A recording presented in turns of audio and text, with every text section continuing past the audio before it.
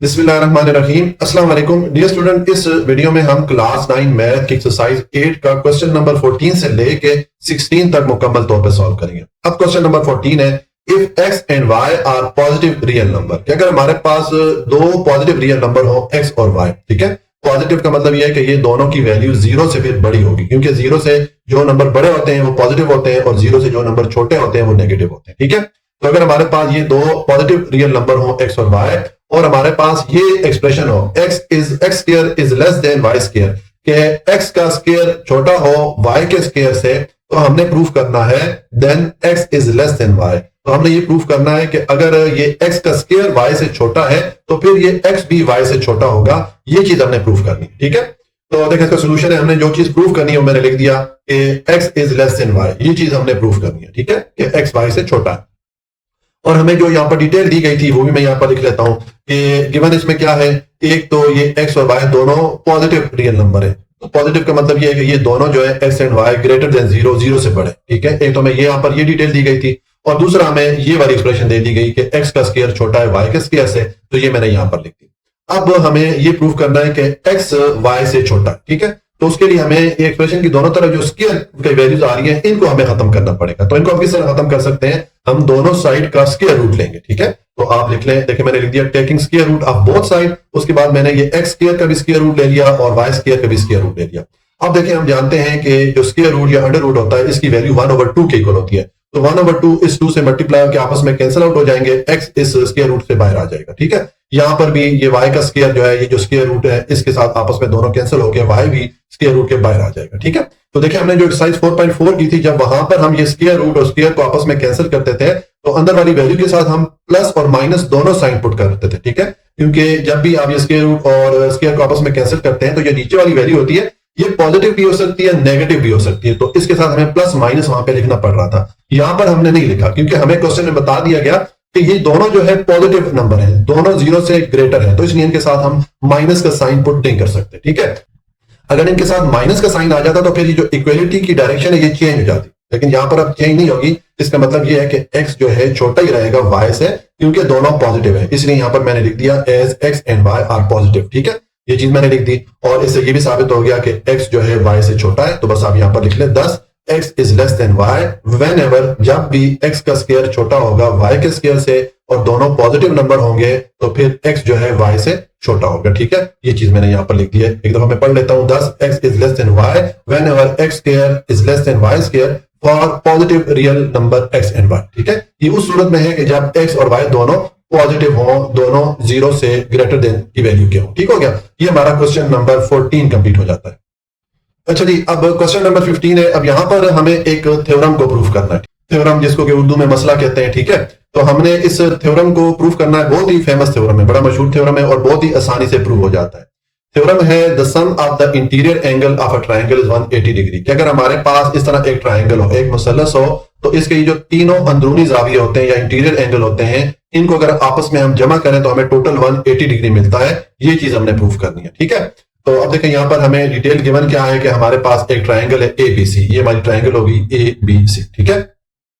तो अब हमें ये प्रूफ करना है कि इसके जो तीनों एंगल है ABC, इनको अगर आपस में हम सम करें, आपस में हम ऐड करेंगे तो हमें 180 डिग्री मिलना चाहिए, ठीक है। तो पहले स्टेप में हमें डायग्राम बनानी होती है, ये मैंने डायग्राम बनाई हुई है, इसको मैं एक्सप्लेन कर लेता हूं। यहाँ पर मैंने इसकी डिटेल लिखी हुई है, देखें। हमें पहले प्रूफ क्या करना है, प्रूफ हमें करना है कि ये जो एंगल A, B और C है इनको आपस में सम करें तो हमें 180 डिग्री मिलता है। तो ये मैंने लिख दिया to prove measurement of angle A plus measurement of angle B measurement of angle C equal है 180 डिग्री, ठीक है। ये चीज हमने प्रूफ करनी है। और अब इसकी कंस्ट्रक्शन कर लेते हैं। जो डायग्राम है इसमें देखें आप, ये आपने ट्रायंगल पहले ड्रॉ कर लेनी है। इसका ये एंगल A हो गया, B हो गया, C हो गया, ये इसके 3 कोने या 3 वर्टिसेस हो गए, ठीक है। अब आपने इस ट्रायंगल के ऊपर यहां पर एक लाइन इस तरीके से ड्रॉ करनी है कि ये वाली जो लाइन है, ये जो वर्टेक्स C है या पॉइंट C है, इसके अंदर से गुजरे और ये वाली लाइन, ये जो नीचे वाली लाइन AB है, इसके पैरेलल हो, इसके बिल्कुल सीध में हो, ठीक है। तो यहां पर मैंने लिख दिया draw a straight line through vertex C parallel to B, ठीक है। तो ये हमने यहां पर एक लाइन ड्रॉ कर लेनी है। अब देखें हमने जब ये लाइन ड्रॉ की तो यहां पर हमारे पास 3 एंगल बन गए, ठीक है। एक एंगल तो ऑलरेडी हमारे पास था, ये C वाला, और एक एंगल देखें इस लाइन से लेके ये ट्रायंगल की बाउंड्री है यहां तक बन रहा है, इसको मैंने नंबर 1 कर दिया। और एक एंगल ये इस ट्रायंगल की बाउंड्री से लेके इस वापस इस लाइन तक बन रहा है, तो इसको मैंने एंगल 2 कर दिया, ठीक है। और ये एंगल सी तो देखें ये इस ट्रायंगल की एक बाउंड्री से लेकर दूसरी बाउंड्री तक है, ठीक है। ये 3 एंगल हमारे पास बन, ठीक हो गया। अब हम इसको प्रूफ करते हैं, ठीक है। हम स्टेप बाय स्टेप प्रूफ करेंगे और हर स्टेप को एक्सप्लेन भी करेंगे। तो मैंने लिख दिया प्रूफ। मैंने लिखा है कि ये जो एंगल 1 है ये इक्वल है एंगल ए के। ये मैंने लिख दिया मेजरमेंट ऑफ एंगल 1 इक्वल है मेजरमेंट ऑफ एंगल ए के। ये मैंने क्यों लिखा है कि जब भी आप इस तरह दो पैरेलल लाइन लगाएं, दो ऐसी लाइन लगाएं जो कि एक ही सीध में हो, और उनको आप इस तरह लाइन से आपस में मिलाएंगे, तो ये जो लाइन हम लगाते हैं इस लाइन के ऑपोजिट साइड पे जो एंगल बनते हैं वो आपस में मेजरमेंट में बराबर होते हैं। इसका मतलब है कि ये एंगल 1 मेजरमेंट में बराबर है इस एंगल ए के, ठीक है। इनको अल्टरनेट एंगल्स कहा जाता है। सेम इसी तरह ये जो एंगल 2 है ये मेजरमेंट में या पैमाइश में इसकी बराबर होगी इस एंगल बी के, क्योंकि ये आपस में दोनों अल्टरनेट एंगल बनते हैं, ठीक है। तो इसी वजह से मैंने लिख दिया कि ये मेजरमेंट ऑफ एंगल 1 इक्वल है मेजरमेंट ऑफ एंगल ए के, क्योंकि ये आपस में अल्टरनेट एंगल है। ये मैंने यहाँ पर रीजन भी लिख दी, ठीक हो गया। यहाँ पर आपने इस तरह वर्टिकल लाइन लगा लें ताकि ये जो रीजनिंग हम दे रहे हैं ये अलग नजर आए और ये प्रूफ हमारा अलग नजर आए, ठीक है। और इसी तरह ये जो एंगल 2 है ये इक्वल होगा एंगल बी के, यानी कि ये वाला एंगल और ये वाला एंगल आपस में अल्टरनेट एंगल है, तो ये पैमाइश में इक्वल होंगे। तो ये मैंने यहाँ पर लिख दिया। इन दोनों को मैंने नंबरिंग कर दी, पहले को मैंने नंबर 1 कर दिया, दूसरे को मैंने नंबर 2 कर दिया, ठीक है। और दोनों के सामने मैंने वजह बता दी कि हमने इनको इक्वल क्यों रखा है, क्योंकि दोनों अल्टरनेट एंगल्स है, ठीक है। अब नेक्स्ट देखिए, ये जो हमने स्ट्रेट लाइन लगाई इसके साथ मैंने आपको बताया कि 3 एंगल बन गए, एंगल 1, ये एंगल सी और एंगल 2। तो देखें ये एंगल 1 इस स्ट्रेट लाइन से यहां से शुरू हो रहा है और सीधा अगर आप आए फिर ये एंगल सी आ जाता है, फिर ये एंगल 2 वापस अगर आप इसको यहां पर मिलाएं इस स्ट्रेट लाइन से तो ये पूरा एक एंगल बन गया जो कि इस स्ट्रेट लाइन से शुरू होकर वापस इस स्ट्रेट लाइन पे आ रहा, ठीक है। तो हम जानते हैं कि जब लाइन इस डायरेक्शन में हो और इसके ऊपर इस तरह एक कंप्लीट एंगल बनाया जाए, यानी कि इस लाइन से शुरू होकर वापस इस लाइन पे आ जाए, तो ये 180 डिग्री का बनता है, ठीक है। तो इसका मतलब है कि अगर हम इन तीनों एंगल को आपस में जमा करेंगे तो हमें टोटल 180 डिग्री मिलेगी, क्योंकि एंगल यहां से शुरू होकर वापस इस लाइन पे आ, ठीक है। तो यही चीज मैंने लिख दी कि एंगल 1, एंगल 2 और एंगल सी को अगर आप जमा करेंगे तो आपको 180 डिग्री मिलेगा। और ये 180 डिग्री क्यों मिलता है, क्योंकि एंगल ऑफ स्ट्रेट लाइन, ये जो एंगल है स्ट्रेट लाइन के एंगल, ठीक हो गया। तो अब आपके पास ये जो एंगल 1 और 2 है इसकी जगह आप एंगल ए और बी को पुट कर सकते हैं, क्योंकि हम ऑलरेडी यहां पर प्रूफ कर चुके हैं कि ये दोनों एंगल आपस में इक्वल है। तो एंगल 1 की जगह मैंने एंगल ए को पुट कर लिया और एंगल 2 की जगह मैंने एंगल बी को पुट कर लिया और साथ में ये एंगल सी आ गया। तो इसका मतलब ये हो गया कि हमने ये जो ट्रायंगल यहाँ पे बनाई थी इसके तीनों जो एंगल है ए बी सी ये किसके इक्वल है, 180 डिग्री के। इस चीज को हमने प्रूफ कर दिया, ठीक है। यहाँ पे मैंने फ्रॉम 1 और 2 से लिखा है कि हमने ये जो एंगल 1 और 2 की वैल्यूज पुट की है हमने ये 1 और 2 से पुट की है, ठीक है। तो ये हमने इस चीज को प्रूफ कर लिया। बस आप नीचे अब लिख लें hence the sum of the interior angle of a triangle is 180 degree. हमने इस चीज को प्रूव कर लिया कि किसी भी ट्रायंगल के अंदरूनी जाविये या इंटीरियर एंगल का जो सम होता है वो 180 डिग्री के इक्वल होता है, ठीक है। तो ये हमारा क्वेश्चन नंबर 15 कंप्लीट हो जाता है। अब क्वेश्चन नंबर 16 है, if A B and C are non zero real number prove that. इस क्वेश्चन के 3 पार्ट हैं, ठीक है। तो पार्ट ए में हमें ये एक एक्सप्रेशन दी गई है, ठीक है।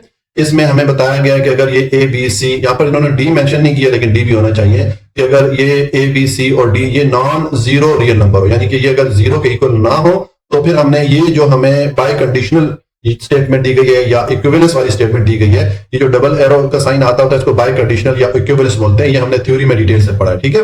तो हमने प्रूफ करना है कि ये जो हमारे पास बाय कंडीशनल स्टेटमेंट है इसकी जो लेफ्ट हैंड साइड है ये इक्वल है राइट हैंड साइड के, ठीक है। तो देखिए सिंपल तरीके से अगर हम इसको प्रूफ करें तो हम ये b को c से मल्टीप्लाई कर दें, d को a से मल्टीप्लाई करें तो ऑटोमेटिकली ये राइट साइड पे प्रूव हो जाता है। लेकिन हमने इसको सिंपल वे में सॉल्व नहीं करना, हमने इसको प्रूफ की शक्ल में सॉल्व करना है। स्टेप बाय स्टेप इसको हम सॉल्व करेंगे और हर स्टेप के सामने हमने डिटेल लिखनी है कि हमने ये स्टेप क्यों परफॉर्म किया, इस स्टेप में हमने कौन सा रूल अप्लाई किया, ठीक है। तो देखिए अब ये जो लेफ्ट हैंड साइड है इसको यहां पर मैंने लिखा, अब इसको हम इक्वल प्रूफ करेंगे ये जो राइट हैंड साइड है इसके, ठीक है। तो उसके लिए पहले स्टेप में हम ये करें कि ये इक्वेशन की दोनों तरफ देखें, ये नीचे b आ रहा है, ये d आ रहा है, तो हम b और d को इक्वेशन की जो लेफ्ट साइड है इसके साथ भी मल्टीप्लाई कर लेते हैं और राइट साइड पे भी मल्टीप्लाई कर लेते हैं, ठीक है। तो देखिए मैंने ये b d को दोनों साइड पे मल्टीप्लाई कर दिया। जब आप a की वैल्यू को इक्वेशन की दोनों तरफ मल्टीप्लाई करते हैं तो इसको कहते हैं मल्टीप्लिकेटिव प्रॉपर्टी ऑफ इक्वालिटी, ठीक है। ये हमने इस प्रॉपर्टी या इस रूल के तहत ये जो b d था इसको दोनों तरफ मल्टीप्लाई कर दिया, ठीक है। अब नेक्स्ट ये जो a ओवर b आ रहा है इसको हम इस तरह अलग करके लिख सकते हैं, a इंटू 1 ओवर b लिख सकते हैं और इंटू ये बी डी आ जाएगा। इसी तरह c ओवर d को हम इस तरह अलग करके लिख सकते हैं, c इंटू 1 ओवर d लिख सकते हैं और इंटू ये बी डी आ गया। अब यहां पर मैंने कौन सा रूल अप्लाई किया कि अगर हमारे पास इस तरह वैल्यू आ रही हो a ओवर b की शक्ल में तो इसको हम अलग करके लिख सकते हैं, 1 ओवर b इंटू a करके लिख सकते हैं। इस रूल के तहत मैंने ये ए ओवर बी और सी ओवर डी को अलग अलग करके लिख लिया। ठीक है, अब नेक्स्ट देखें, ये जो इक्वेशन की दोनों तरफ हमारे पास टर्म्स बन रही है, इन दोनों टर्म्स के तीन तीन पार्ट बन रहे हैं। एक ये ए आ गया, एक 1 ओवर बी आ गया और एक ब्रैकेट में बी डी आ गया। इसी तरह यहां पर ये एक सी आ रहा है, फिर 1 ओवर डी आ रहा है और फिर ब्रैकेट में बी डी आ रहा है। ये तीन तीन पार्ट बन रहे हैं। तो हम इनको अब ग्रुपिंग चेंज कर लेते हैं, यानी कि हम ये करते हैं कि 1 ओवर बी के साथ बी को मिला लेते हैं, बी को हम 1 ओवर बी के साथ एसोसिएट कर लेते हैं या इकट्ठा कर लेते हैं, और डी को हम 1 ओवर डी के साथ एसोसिएट कर लेते हैं या इकट्ठा कर लेते हैं। ठीक है, तो ये सेम मैंने यहां पर नीचे कर लिया। देखें, ये मैंने लिखा ए और ये 1 ओवर बी के साथ मैंने इस बी को मल्टीप्लाई कर लिया और डी को मैंने अलग कर लिया। सेम यहां पर मैंने ये वाला सी लिखा और 1 ओवर डी के साथ ये वाला जो डी है इसको मल्टीप्लाई कर लिया और बी को मैंने अलग कर लिया।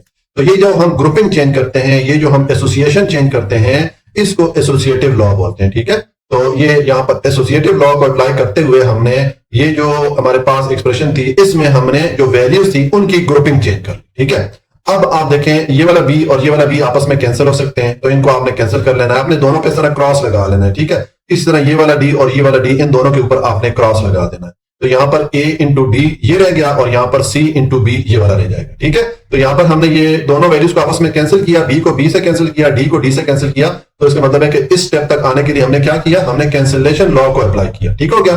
और नेक्स्ट अब आप ये जो c भी आ रहा है इसकी आप तरतीब चेंज कर लें, b को पहले लें, c को बाद में लें। तो ये जो हम पोजीशन चेंज करते होते हैं वैल्यूज की, इसको कम्यूटेटिव लॉ बोलते हैं। ठीक है, तो यहां पर मैंने कम्यूटेटिव लॉ लिख दिया। तो अब देखें, ये हमारे पास जो लेफ्ट हैंड साइड हमने सॉल्व की वो ये वाली आ गई, और हमें जो बाई कंडीशनल स्टेटमेंट क्वेश्चन में दी गई थी वो ये वाली थी। इसकी राइट हैंड साइड देखें ये है, इसका मतलब है कि ये लेफ्ट हैंड साइड इसके इक्वल आ गई है राइट हैंड साइड। हमने इस चीज को प्रूव कर लिया। ठीक है, तो सर ये हमारा जो पार्ट ए है ये कंप्लीट हो जाता है। और अब आना जी पार्ट बी है, इसमें हमें ये इक्वेशन दी गई है, A over B into C over D equal है A C divided by B D. हमने इस चीज को इक्वल प्रूफ करना है, यानी कि लेफ्ट साइड को हमने राइट हैंड साइड के इक्वल प्रूफ करना है। तो सिंपल तरीका तो ये है कि आप ए को सी से मल्टीप्लाई कर लें, बी को डी से मल्टीप्लाई कर लें, तो ये ऑटोमेटिकली एक ही स्टेप में प्रूव हो जाते हैं। ठीक है, लेकिन हमने इसको सिंपल वे में सॉल्व नहीं करना, हमने इसको सॉल्व करना है प्रूफ की शक्ल में, यानी कि इसको हम स्टेप बाय स्टेप सॉल्व करेंगे और हर स्टेप के सामने हमने डिटेल लिखनी है कि हमने ये स्टेप इस तरह क्यों परफॉर्म किया, यहाँ पर हमने कौन सा रूल अप्लाई किया। तो हम जो लेफ्ट हैंड साइड है इसको यहाँ पर मैंने लिखा और अब इसको हम इक्वल प्रूफ करेंगे राइट हैंड साइड के। तो पहले स्टेप में हम ये करते हैं कि जो ए ओवर बी और सी ओवर डी आ रहा है, इनको मैं इस तरह लिख लेता हूं। देखें, मैंने ए ओवर बी को लिख दिया ए इंटू 1 ओवर बी और सी ओवर डी को मैंने लिख दिया सी इंटू 1 ओवर डी। दोनों को मैंने अलग अलग करके लिख दिया। यहां पर हमने ये वाला रूल अप्लाई किया कि अगर हमारे पास इस फॉर्मेट में वैल्यू आ रही हो ए ओवर बी, तो इसको हम अलग करके 1 ओवर बी इंटू ए करके लिख सकते हैं। ठीक है, तो इस रूल के तहत हमने ये जो ए ओवर बी और सी ओवर डी था इनको हमने इस तरह अलग अलग करके लिख लिया। अब आप ये ए और सी को इकट्ठा कर लें, इनके आपस में ग्रुप बना लें और 1 ओवर बी और 1 ओवर डी को आपस में इकट्ठा कर लें, इनको आपस में ग्रुप बना लें। ठीक है, तो इस चीज को क्या कहते हैं, एसोसिएटिव लॉ। हमने एसोसिएशन चेंज कर दी या हमने ग्रुपिंग चेंज कर दी, हमने ए को सी के साथ इकट्ठा कर लिया, 1 ओवर बी को 1 ओवर डी के साथ इकट्ठा कर लिया। ठीक है, अब नेक्स्ट देखेंगे जो ब्रैकेट में 1 ओवर बी और 1 ओवर डी अलग अलग आ रहे हैं, तो इनको हम इकट्ठा करके लिख सकते हैं वापस। देखें, मैंने ये 1 को 1 से मल्टीप्लाई करें 1 आ जाएगा, बी को डी से मल्टीप्लाई करें बी डी आ जाएगा। इनको वापस हमने इकट्ठा कर लिया, तो यहां पर भी हमने यही रूल अप्लाई किया। ठीक है, ऊपर हमारे पास देखें इकट्ठी वैल्यू आ रही थी तो इनको हमने अलग कर लिया था। अब यहां पर हमारे पास ये अलग वैल्यूज आ रही थी तो इनको हमने इकट्ठा कर लिया। ठीक है, इन दोनों वैल्यू को हमने इकट्ठा करके इस तरह लिख दिया, सेम ये वाला रूल अप्लाई किया। अब ये ए सी और 1 ओवर बी डी ये दोनों अलग अलग आ रहे हैं, तो आप इनको भी इसी रूल के तहत आप इकट्ठा करके लिख सकते हैं। तो ये ए सी को 1 से मल्टीप्लाई करें, ए सी आ जाएगा डिवाइडेड बाई बी डी आ गया। तो देखिए हमारे पास लेफ्ट हैंड साइड को हमने सॉल्व किया तो हमें ये वैल्यू मिली, जो कि अगर आप ऊपर देखें किसके इक्वल है, राइट हैंड साइड के। इसका मतलब है कि हमने लेफ्ट साइड और राइट साइड को इक्वल प्रूफ कर लिया। तो बस यहाँ पर आप लिख लें कि हमारी ये लेफ्ट हैंड साइड की जो वैल्यू है ये किसके इक्वल आ गई है, राइट हैंड साइड के। तो इस तरह ये हमारा जो पार्ट बी है ये कंप्लीट हो जाता है। और उसके बाद आ जाए पार्ट सी है। अब इसमें हमें ये इक्वेशन दी गई है, तो इसकी लेफ्ट साइड और राइट साइड को हम इक्वल प्रूफ करेंगे, लेकिन इसको हमने सॉल्व करना है प्रूफ की शक्ल में। हमने तरतीब से इसके सारे स्टेप परफॉर्म करने हैं और फिर उनके सामने हमने डिटेल भी लिखनी है हर स्टेप के सामने कि हमने ये स्टेप किस ये परफॉर्म किया या इसमें हमने कौन सा रूल अप्लाई किया। ठीक है, तो अब देखें हम ये जो लेफ्ट हैंड साइड है इसको सॉल्व करते हैं। मैं यहाँ पर ये लेफ्ट हैंड साइड मैंने पहले लिखी, अब इसको सॉल्व करेंगे और इसको हम इक्वल लेके आएंगे ये राइट हैंड साइड के। वैसे तो सिंपल वे में अगर इसको सॉल्व करें तो आप बस इसका एलसीएम लेंगे तो एक ही स्टेप में ये राइट साइड के इक्वल प्रूफ हो जाएगा, लेकिन हमने सिंपल वे में इसको सॉल्व नहीं करना, हमने इसको प्रूफ की शक्ल में सॉल्व करना है। तो सबसे पहले आप ये करें कि ये जो ए ओवर बी आ रहा है इसको आप अलग करके लिख सकते हैं ए इंटू 1 ओवर बी, और सी ओवर बी को आप अलग करके लिख सकते हैं सी इंटू 1 ओवर बी। सेम ये वाला रूल अप्लाई करेंगे जिस तरह के हमने पार्ट ए और पार्ट बी में अप्लाई किया था। अगर हमारे पास कोई भी वैल्यू इस फॉर्मेट में आ रही हो ए ओवर बी की सूरत में, तो इनको हम अलग करके 1 ओवर बी इंटू 1 ओवर ए करके लिख सकते हैं। ठीक है, तो ये हमने इनको अलहदा कर लिया। अब नेक्स्ट आप देखें, ये जो 1/b आ रहा है इसको आप कॉमन ले लें, तो पीछे ये लेफ्ट साइड पे हमारे पास a रह गया और ये c रह गया और इंटू 1/b आ गया। ठीक है, तो इसके साथ देखिए मैंने लिख दिया लेफ्ट डिस्ट्रीब्यूटिव प्रॉपर्टी, क्योंकि ये 1/b के लेफ्ट साइड पे a और c आ रहे हैं। अगर इनको हम सॉल्व करना चाहेंगे तो ये जो लेफ्ट साइड वाली वैल्यूज हैं ये डिस्ट्रीब्यूट होंगी, ये a चला जाएगा 1/b के साथ और फिर c चला जाएगा 1/b के साथ। ठीक है, तो चूंकि ये लेफ्ट साइड वाली वैल्यूज डिस्ट्रीब्यूट होंगी इसलिए इसको लेफ्ट डिस्ट्रीब्यूटिव प्रॉपर्टी कहते हैं। ठीक है, और यहाँ आप इसको सिंपल अगर लिखना चाहें तो देखिए हमने 1/b को कॉमन लिया, तो यहाँ पर आप कॉमन फैक्टर भी लिख लें तब भी मेरे हिसाब से ठीक होगा। ठीक हो गया। अब आपके पास देखें ये वैल्यू बन रही है, तो अब ये a प्लस सी और 1/b यहाँ पर अलग अलग है, तो अब आप ये इस रूल के तहत ये जो अलग अलग वैल्यू इनको वापस इकट्ठा लिख सकते हैं। ठीक है, तो देखें ये a प्लस सी को मैंने यहाँ पर लिख दिया, क्योंकि अगर आप a प्लस सी को 1 से मल्टीप्लाई करेंगे तो यही वैल्यू आएगी, और डिवाइडेड बाय ये वाला b मैंने लिख दिया। तो मैंने ये जो अलग अलग वैल्यूज आ रही थी इनको मैंने इकट्ठा कर दिया, ये रूल हमने अप्लाई कर दिया यहाँ पर। ठीक है, अब ये जो हमारे पास लेफ्ट हैंड साइड की वैल्यू आई है ये किसके इक्वल है, आप इक्वेशन देखें ये राइट हैंड साइड के इक्वल है। इसका मतलब ये हो गया कि लेफ्ट हैंड साइड और राइट हैंड साइड को हमने इक्वल प्रूफ कर लिया। तो मैंने यहाँ पर ये लिख दिया कि ये जो हमारे पास वैल्यू आई है लेफ्ट हैंड साइड के ये इक्वल है राइट हैंड साइड। ठीक है, तो हमने इस इक्वेशन को इक्वल प्रूफ कर लिया। ये हमारा पार्ट सी कंप्लीट हो गया और इसके साथ ही हमारा क्वेश्चन नंबर 16 भी कंप्लीट हो जाता है और ये जो एक्सरसाइज 8 है ये भी कंप्लीट हो जाती है। जी, अगर आपको कोई भी पॉइंट समझ में नहीं आया हो तो आप कमेंट में पूछ लीजिएगा। वीडियो को लाइक सब्सक्राइब और शेयर जरूर कर लीजिएगा। अपना बहुत ख्याल रखिएगा। अल्लाह हाफिज।